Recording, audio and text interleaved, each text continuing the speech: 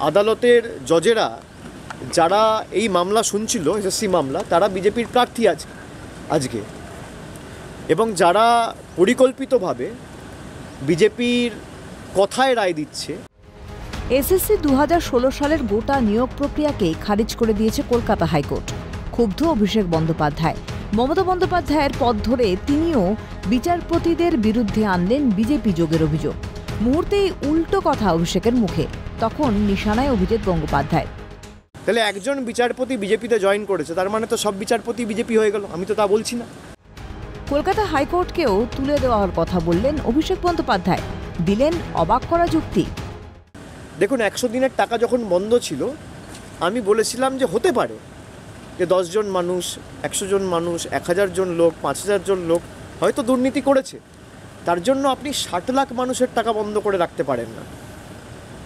আজকে 25,000 যোগ্য লোকেরও চাকরি কেড়ে নিল আদালত।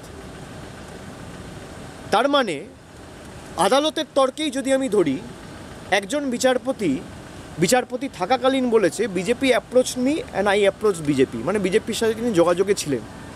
তাহলে সেই বিচারপতি যদি বিজেপিতে যায়, তাহলে ভারতবর্ষ থেকে কলকাতা হাইকোর্টটাকেই তো তুলে দেওয়া উচিত। 100 দিনের কাজে আগের দেওয়ার টাকার হিসেব চেয়েছে কেন্দ্র। রাজ্য এখনো দেয়নি সেই হিসেব না দিলে টাকা কি দেয় কোনো সরকার? ঠিক সেরকমই সরকার ও এসএসসির কাছে প্রকৃত চাকরির প্রাপকদের তালিকা চেয়েছিল আদালত। সরকার তা দেয়নি। তাহলে কি আদালত বাঁচতে বসবে কে যোগ্য আর কে অযোগ্য? তৃণমূল ভবন থেকে শিক্ষামন্ত্রী ব্রাত্য বসু বলেছেন, ইডি সিবিআই তদন্তে যে তথ্য উঠে এসেছে সেই তালিকায় আদালতে জমা দিয়েছিল এসএসসি। এ তো OMR sheet CBI hard disk ধরেছে, সেখান থেকে সিবিআই চিহ্নিত করেছে, সিবিআই এসএসসিকে জানিয়েছে, এসএসসি আদালতকে জানিয়েছে। এই তো আদতে সব তথ্যই নষ্ট করে ফেলেছিলেন ব্রাত্য বসুরা। এসএসসির চেয়ারম্যানও বলেছেন, ওএমআর শিট যদি থাকতো তাহলে জল এত দূর গড়াতোই না।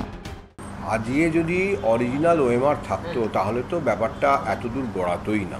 সে তো নিশ্চয়ই আমাদের রেকর্ড, সেটা তো স্যাক্রোস্যাঙ্ক্ট, তাই না? আমাদের কাছে ওএমআর আছে, তাহলে তো আর কোনো আর তদন্ত আলাদা করে উদ্ধার করা, সেগুলোকে ইভ্যালুয়েট করে সেটা মানে আইনত গ্রাহ্য কিনা, এইসব বিচারের বিষয়ই আসতো না।